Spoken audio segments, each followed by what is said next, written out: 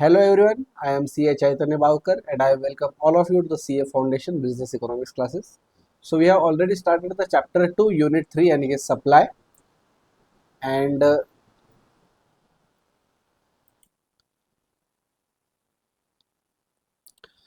और सप्लाई के अंदर हम देख रहे थे डिटर्मिनेंट्स ऑफ सप्लाई इलास्टिसिटी। बराबर, तो कल हमने लास्ट वीडियो में कुछ देख लिया हमने, जैसे कि जो प्रोडक्शन कॉस्ट है हमारी वो इम्पैक्ट डालती है, प्रोडक्शन कैपेसिटी इम्पैक्ट डालती है, टाइम टू एडजस्ट सप्लाई ये भी इम्पैक्ट डालता है।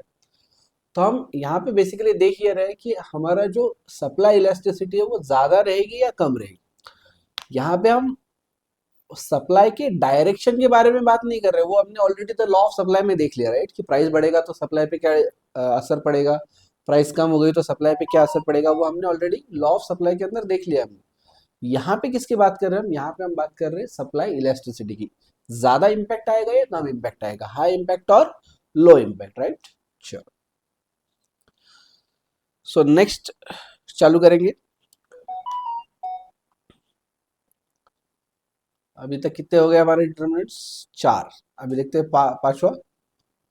नेक्स्ट देखो, fifth determinant is availability of raw material. Availability of की रॉ मटेरियल, की मतलब इंपॉर्टेंट, जो बहुत जरूरी है, की रॉ मटेरियल एंड इनपुट्स। ठीक है, ये अगर इजीली अवेलेबल है, इजी है एंड चीप, मतलब सस्ते मिल जा रहे अपने को, तो फिर सप्लाई इलास्टिसिटी ज्यादा रहेगी, मतलब इम्पैक्ट हाई रहेगा, हाई इम्पैक्ट। बराबर, हाई इम्पैक्ट। और अगर ये महंगे होंगे, कॉस्टली, सॉरी डिफिकल्ट होगा ये मिलना, इजीली अवेलेबल नहीं होंगे ये, डिफिकल्ट एंड कॉस्टली, तो इस केस में ये होगा लो इम्पैक्ट सप्लाई के ऊपर। क्योंकि जैसे हमने पहले पॉइंट देखा था ना, द फर्स्ट पॉइंट, कि जिसके अंदर प्रोडक्शन कॉस्ट ज्यादा आ रही थी, डू यू रिमेंबर दैट? तो उसके केस में क्या होता है, प्राइस बढ़ भी गई तो भी आपका प्रॉफिट उतना नहीं बढ़ता है, क्योंकि आपका रॉ मटेरियल कॉस्ट बढ़ रही है। अभी जो फिफ्थ पॉइंट देख रहे हैं अपन, रॉ मटेरियल की कॉस्ट अगर बढ़ रही है तो कॉस्ट बढ़ने की वजह से प्रॉफिट इतना नहीं बढ़ रहा है। अल्टीमेटली यहाँ पे जो भी चीजें चलेंगी वो प्रॉफिट के इर्द गिर्द ही चलने वाली, कि अल्टीमेटली सप्लायर का क्या गोल है, प्रॉफिट बढ़ना चाहिए। प्राइस बढ़ी तो सप्लाई इसलिए बढ़ता है क्योंकि प्रॉफिट बढ़ता है, राइट। प्राइस बढ़ने के बाद में सप्लाई बढ़ने का रीजन ये है कि प्रॉफिट बढ़ेगा। लेकिन अगर रॉ मटेरियल की कॉस्टिंग भी बढ़ने वाली है तो फिर क्या प्रॉफिट बढ़ने वाला? Getting me? अगर रॉ मटेरियल की भी मेरी प्राइस बढ़ने वाली है तो प्राइस के साथ साथ अगर मेरी कॉस्ट भी बढ़ रही है तो प्रॉफिट ज्यादा बढ़ेगा नहीं, और प्रॉफिट अगर ज्यादा नहीं बढ़ा तो मैं सप्लाई ज्यादा बढ़ाऊंगा नहीं, करेक्ट। चलो, 6 पॉइंट ऐसा ही है, रॉ मटेरियल से रिलेटेड ही है, बट यहाँ पे थोड़ा सा डिफरेंस है कि यहाँ पे स्टॉक है,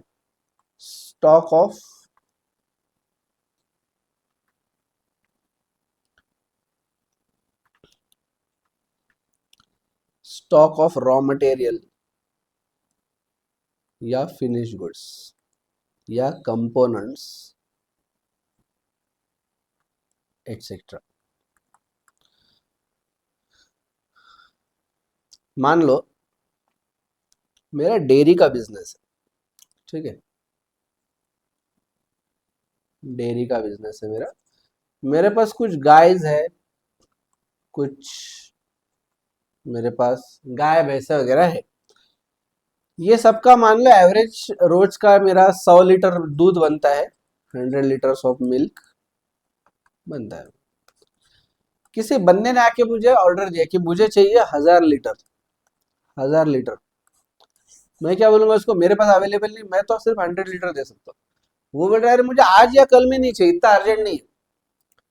आपको याद आ रहा है टाइम पीरियड जो adjust supply, getting me right? वो बोल रहा है आज कल में नहीं चाहिए, मुझे 8-10 दिन के बाद चाहिए, तो तू स्टॉक करके रखना आराम से, तो आराम से स्टॉक करके रख, मुझे दे दे, मैं लगे तो आज एडवांस देके जाता हूँ तेरे को, मुझे 10 दिन के बाद चाहिए। क्या यह पॉसिबल है? इज इट पॉसिबल कि आप रोज का 100 लीटर दूध स्टोर करके रखो और फिर 10 दिन के बाद में 1000 लीटर बेचो एक साथ? इट इज नॉट पॉसिबल, क्योंकि ये जो कमोडिटी ये है पेरिशेबल। पेरिशेबल मतलब जो खराब हो जाती है, जिसको ज्यादा देर स्टॉक नहीं कर सकते आप। बराबर, आपको आपने ऑब्जर्व किया है कभी, गणपति के सीजन में इतने सारे गणपति आते हैं ना, वो और उसकी मूर्तियां आती है बेचने के लिए, वो सब गणपति की मूर्तियां क्या एक दो दिन पहले बनती है? वो नहीं, वो तो साल भर बनती है। करेक्ट। गणपति की मूर्तियां बेचने का जो सीजन है, सिर्फ बेचने का जो सीजन है, वो मान लो 15-20 दिन का, बहुत हो गया तो 1 महीने का है। बट वो 1 महीने में जो स्टॉक बिकता है, वो बनता पूरे साल भर। Getting me? जैसे ही गणपति का सीजन हो गया, 10 दिन हो गया वो, उसके तुरंत बाद इसका मैन्युफैक्चरिंग चालू हो जाएगा। लगभग लगभग 10-11 महीने इसका प्रोडक्शन होगा और बेचेंगे एक साथ में। क्योंकि वहां पे ये पॉसिबल है कि मैं स्टॉक करके रखूंगा उसको, तो वो अच्छे रहने वाले, उसमें कोई प्रॉब्लम नहीं आता। बहुत हो गया तो एट जस्ट बेचने के कुछ टाइम पहले मैं उसको कुछ फिनिशिंग वगैरह, कलर का टचअप वगैरह कर लूंगा, बट ऐसे कोई प्रॉब्लम नहीं होने वाला। बट अगर किसी को बोला कि तू साल भर तू मिल्क स्टोर करके रखा और एक साथ में बेच दे, तो 10-15 हजार लीटर मिल्क बेचना एक साथ, तो दैट इज नॉट पॉसिबल। तो इसके लिए आपको स्टॉक करना पॉसिबल है क्या, आपके पास स्टॉक अवेलेबल है क्या, ये बहुत सारी इंपॉर्टेंट चीज है। बहुत बार आप देखते होंगे मॉल में वगैरह सेल लगा होता है। क्यों सेल लगा होता है? क्योंकि उनको स्टॉक क्लियर करना होता है। क्योंकि नया स्टॉक लाना है, नई फ्रेश कपड़ा लाना है, नया जो ट्रेंड है, नई जो फैशन है, उसके लिए अगर उसको प्रोक्योरमेंट करना है, वो परचेस करना है, तो मुझे पहले का अर्लियर स्टॉक मेरा बेचना पड़ेगा ना। तो वहां पे स्टॉक का मैटर क्या, अगर आपके पास स्टॉक है, अगर आप स्टॉक करके रख सकते हो, तो जब प्राइस बढ़ेगी तो आप ज्यादा, आपका मतलब सप्लाई ज्यादा रहेगा, आप एक्स्ट्रा सप्लाई करोगे, मतलब यहाँ पे सप्लाई इलेस्टिसिटी हाई रहेगी, राइट। लेकिन अगर आप स्टॉक नहीं कर सकते हो, वो पेरिशेबल गुड्स है, जिसका स्टॉकिंग पॉसिबल नहीं है, या आपके पास स्टॉक अवेलेबल नहीं है, तो ऐसे केस में प्राइस बढ़ भी गई तो बेचोगे कहाँ से, right. Normally 50 rupees per litre दूध है, वो बोल रहे हैं कि तू मुझे 1000 लीटर बेच, मैं तुझे 100 रुपए के दाम से लेता हूँ तुझसे, बट लाओगे कहाँ से, क्योंकि स्टॉक ही नहीं है ना। अभी ये मत बोलना कि मैं दूसरे से 50 में लाऊंगा फिर इसको 100 में बेचूंगा, वो सब चीजें नहीं है यहाँ पे। चलो, तो यहाँ पे क्या है, स्टॉक अगर अवेलेबल है तो हाई इम्पैक्ट रहेगा, राइट। स्टॉक अवेलेबल है तो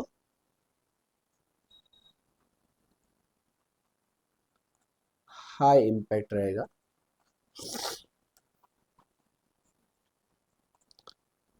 और स्टॉक अवेलेबल नहीं होगा, स्टॉक नॉट अवेलेबल, तो रहेगा लो इम्पैक्ट। लो इम्पैक्ट, ठीक है। चलो, ये डेयरी का एग्जांपल लिखो फटाफट और ये लिख लो, स्टॉक अवेलेबल है तो हाई इम्पैक्ट, स्टॉक अवेलेबल नहीं है तो लो इम्पैक्ट। चलो,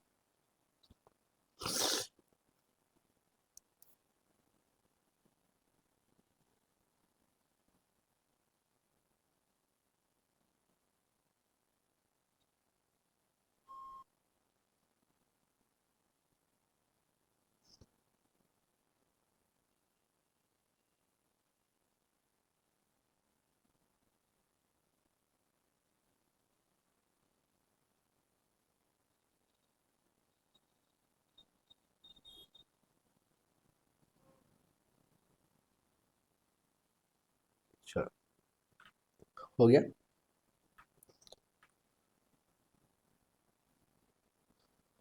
6 पॉइंट हो गया हमारे। नेक्स्ट पॉइंट लिखो seventh.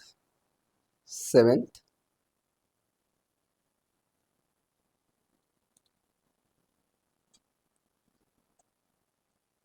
Substitution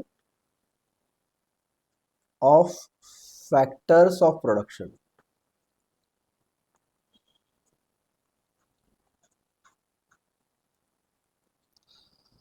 factors of production में क्या आता है बच्चों? Factors of production, factors of production में लैंड, लेबर,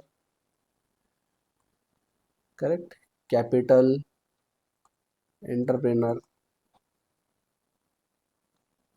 इसको थोड़ा मैं और अगर ब्रेक डाउन करूं, रॉ मटेरियल बोल सकता हूं मैं इसको, लेबर, मशीनरी, फैक्ट्री,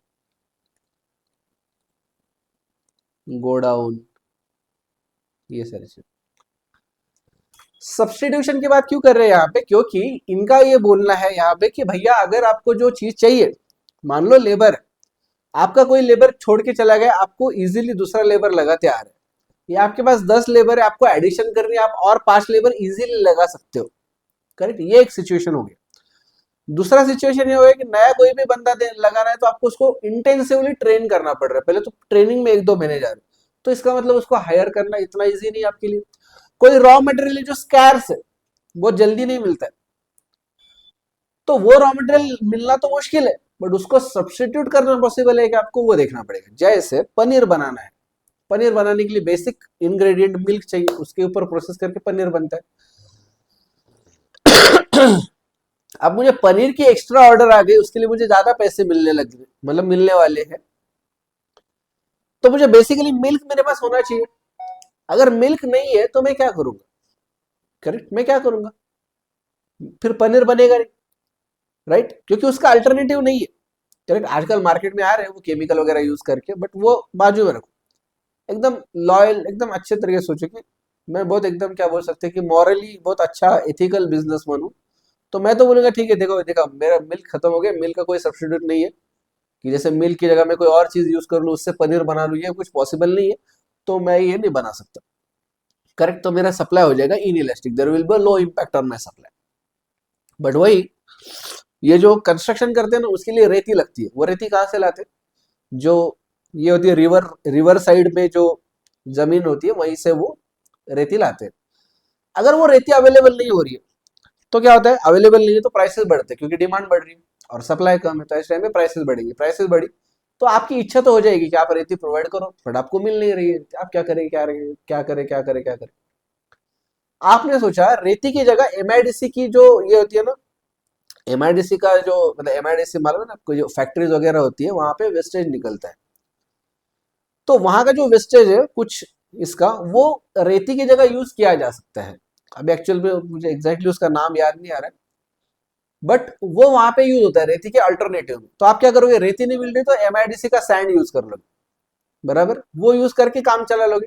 तो आपका क्या हो जाएगा? सप्लाई इलेक्ट्रिसिटी ज्यादा रहेगी, क्योंकि रेती नहीं तो उसका अल्टरनेटिव आपके पास इजीली अवेलेबल है। आप बोल रहे भैया रेती तो नहीं प्रोवाइड कर सकता, ये चीज दे सकता हूँ, चाहिए क्या आपको? राइट, प्राइसेस बढ़ गई ना, आपने अपना सप्लाई बढ़ा दिया। कैसे बढ़ाया सप्लाई? रेती नहीं मिल रही, उसका अल्टरनेटिव दे दिया। नॉर्मल ब्रिक्स होती है अपनी, अपने वो लाल कलर की ईंटें देखिए क्या, करेक्ट, पत्थर की इससे बनती है, वो मिट्टी से बनती है, उसका अगर प्राइसेस बढ़ गए और आपको सप्लाई बढ़ाना मुश्किल जा रहा है कि इतने जल्दी नहीं बना सकते, तो आप सीमेंट की ब्रिक्स बना के बेचो, क्योंकि उसका वो अल्टरनेटिव है, परफेक्ट अल्टरनेटिव। करेक्ट, तो अगर अल्टरनेटिव्स है तो सप्लाई इलेक्ट्रिसिटी ज्यादा रहेगी। गेटिंग में की प्राइस बढ़ गए तो आप उसको प्रोवाइड कर सकते हो। अगर प्राइस, मतलब प्राइस बढ़ भी गई लेकिन अल्टरनेटिव अगर नहीं है तो सप्लाई नहीं बढ़ेगा। इसके लिए अगर सब्स्टिट्यूशन पॉसिबल है तो सप्लाई ज्यादा रहेगा। Correct, if substitution is possible, if substitution is possible,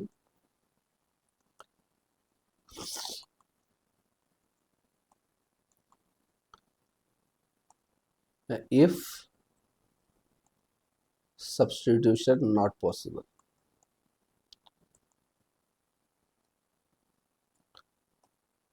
कब रहेगी इलेक्ट्रिसिटी ज्यादा?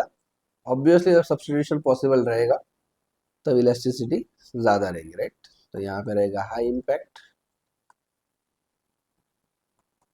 और यहाँ आएगा लो इम्पैक्ट, बराबर।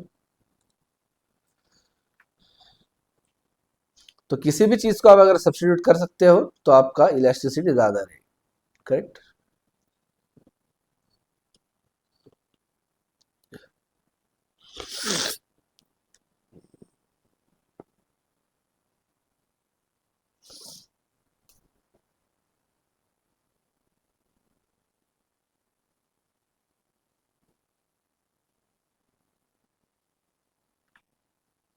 नेक्स्ट पॉइंट बहुत इंपॉर्टेंट है और बहुत मजेदार भी है। नेक्स्ट पॉइंट है occupational mobility. Occupational mobility of labour and machine, of labour and machines. Sir ये क्या होता है? ऑक्यूपेशनल मोबिलिटी मतलब क्या? मोबिलिटी बताएगा क्या होता है? हाँ सर, मोबिलिटी हमें पता है, मोबिलिटी मतलब एक जगह से दूसरी जगह जाना, इसको हम बोलते हैं मोबिलिटी। बट ऑक्यूपेशनल मोबिलिटी क्या है? ऑक्यूपेशनल मोबिलिटी मतलब एक ऑक्यूपेशन में दूसरे ऑक्यूपेशन में चले जाना, एक ऑक्यूपेशन से दूसरे ऑक्यूपेशन में। तो एक ऑक्यूपेशन से दूसरे ऑक्यूपेशन मतलब क्या? डॉक्टर है तो डॉक्टर तो अचानक से सीए का काम नहीं करेगा, सीए लॉयर का काम नहीं करेगा, लॉयर आर्किटेक्ट का काम नहीं करेगा, फिर ये है कैसे? बच्चों ये चीज क्या है, आपके पास कोई स्पेसिफिक सेटअप बना हुआ है, जैसे मान लो आपका मैगजीन प्रिंटिंग के लिए आपके पास प्रेस बनी हुई है, पूरे सिस्टम है सब, करेक्ट। टाइपिंग के लिए आपके पास, मतलब जो लोग लगते हैं वो टाइपिस्ट है बहुत अच्छे, उसके लिए आपके पास कंप्यूटर्स वगैरह है, लैपटॉप्स है, प्रिंटिंग के लिए प्रिंटिंग प्रेस है, प्रिंटर्स, उसके जो कागज वगैरह लगते हैं, उसकी इंक लगती है, उसके वेंडर्स रेडी है, सब कुछ रेडी है आपके पास।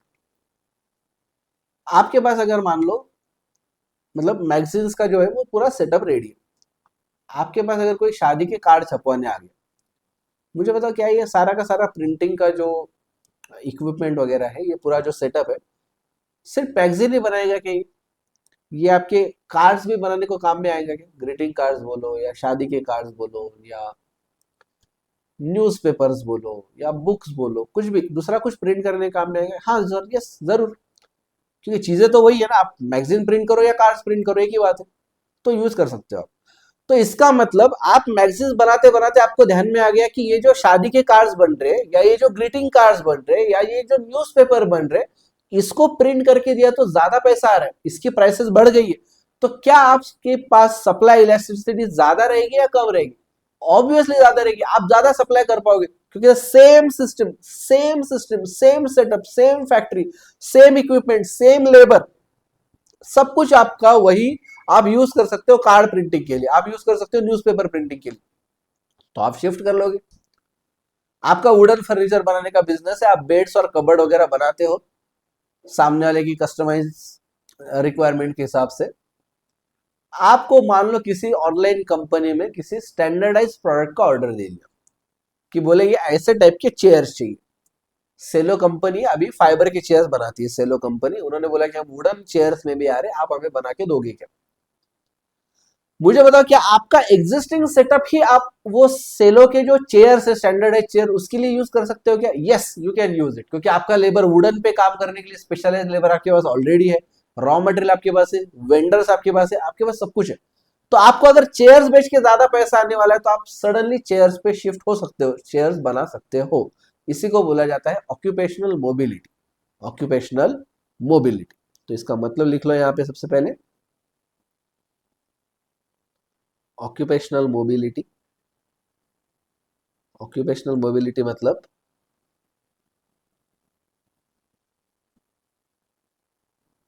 Same production setup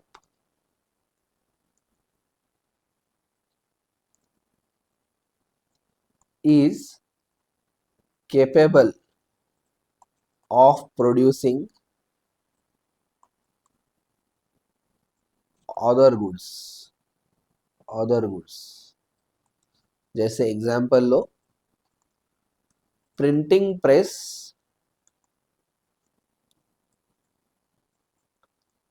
for magazines can also produce या can also print ग्रीटिंग का ये can also print greeting cards या न्यूज़पेपर एटसेट्रा। इसी को बोला जाता है ऑक्यूपेशनल मोबिलिटी। या दूसरा example low, wooden bed and cupboard maker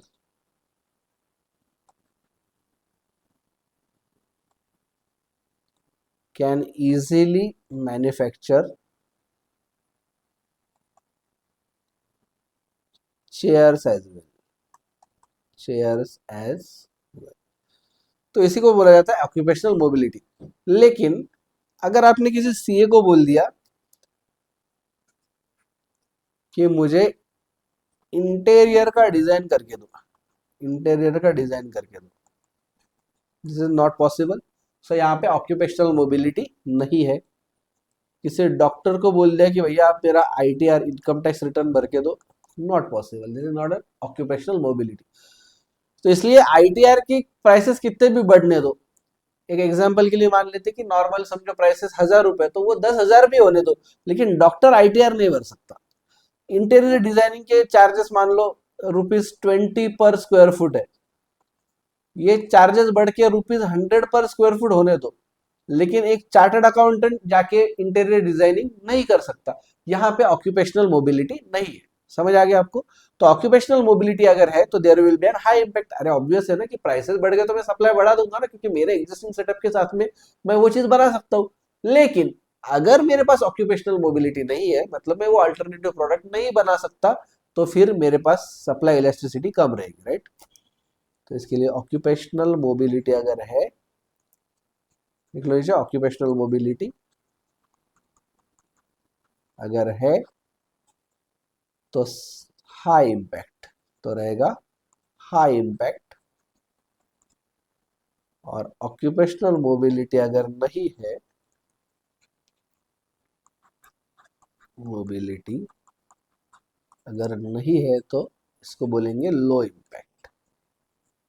ठीक है। एंड द लास्ट वन, अभी लास्ट वन बचा है अपना, क्या है सीरियल नंबर हमारा चालू, 8th वाला। अभी देखो नेक्स्ट 9th वाला सिंपल है, फ्यूचर एक्सपेक्टेशंस।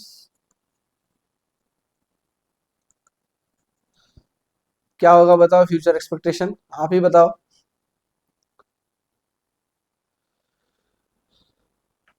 अगर मुझे लग रहा है कि फ्यूचर में प्राइसेस बढ़ेंगे, करेक्ट, अगर मुझे ये लग रहा है कि फ्यूचर में प्राइसेस बहुत बढ़ेंगे, तो आज प्राइसेस बढ़ने के बावजूद भी मैं बहुत ज्यादा सप्लाई बढ़ाऊंगा क्या? अरे नहीं बढ़ाऊंगा ना, मैं सोचूंगा आगे चल के बेचूंगा ना मैं, राइट? आज ₹10 के प्राइसेस ₹15 हो गए, ठीक है,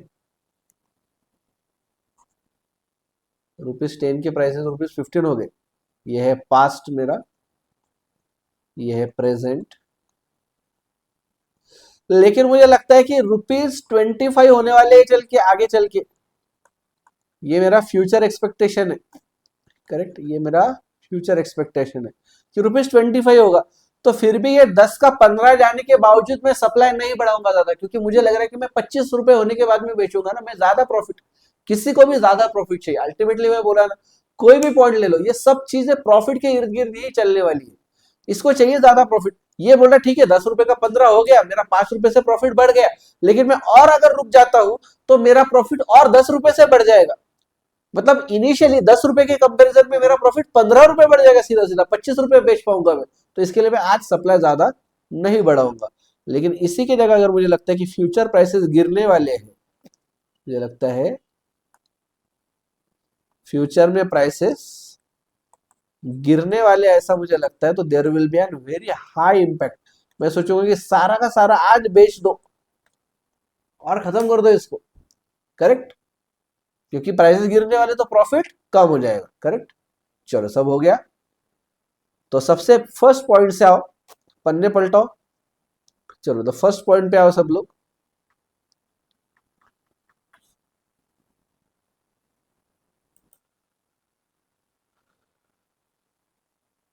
चलो आ गए सब लोग। अपने को अभी रिवाइज भी करना है, साथ साथ में एक काम करना है। मैंने जानबूझ के एक चीज बाकी रखी, हमने हर जगह लेस इंपैक्ट हाई इंपैक्ट लिखा, हमने इलास्टिसिटी के बारे में कुछ भी नहीं लिखा। तो अभी हम रिवाइज करेंगे, रिवाइज करने के साथ साथ हम लिख लेंगे। तो पेन भी साथ में रखो और हम फटाफट यहाँ पे लिखते जाएंगे। चलो बोलो मुझे, अगर, एक सेकेंड ना, हाँ चलो, अगर कॉस्ट ऑफ प्रोडक्शन ज्यादा है, कॉस्ट ऑफ प्रोडक्शन ज्यादा है, तो मुझे बोला आप सप्लाई सडनली बढ़ाओगे या नहीं बढ़ाओगे, बढ़ाओगे या नहीं, हाँ या ना? आपको क्या चाहिए, प्रॉफिट या लॉस? क्या चाहिए, प्रॉफिट, बराबर। प्राइस बढ़ने की वजह से नॉर्मली सप्लाई बढ़ना चाहिए, लेकिन अगर कॉस्ट ऑफ प्रोडक्शन भी बढ़ रही है तो प्रॉफिट बहुत ज्यादा बढ़ेगा या नहीं? नहीं बढ़ेगा, राइट? तो अगर कॉस्ट भी बढ़ रही है तो ज्यादा प्रॉफिट नहीं बढ़ेगा, मतलब आप सप्लाई ज्यादा नहीं बढ़ाओगे, थोड़ा बहुत बढ़ाओगे लेकिन बहुत ज्यादा नहीं बढ़ाओगे। मतलब ही कॉस्ट ऑफ प्रोडक्शन अगर हाई है, मतलब ही लेस इंपैक्ट, मतलब ये रहेगा इनइलास्टिक, राइट? ये क्या रहेगा, इनइलास्टिक। और अगर कॉस्ट ऑफ प्रोडक्शन लो है तो ये रहेगा इलास्टिक। फिर मैं सोचूंगा कि जितना मैं सप्लाई बढ़ा सकता हूं उतना मैं बढ़ाऊं, क्योंकि मेरा प्रॉफिट बढ़ रहा है। तो लिखो फटाफट, हाई, हाई प्रोडक्शन कॉस्ट मतलब लेस इंपैक्ट मतलब इनइलास्टिक, लो प्रोडक्शन कॉस्ट मतलब हाई इंपैक्ट मतलब इलास्टिक। चलो फटाफट आओ सेकंड पॉइंट पे।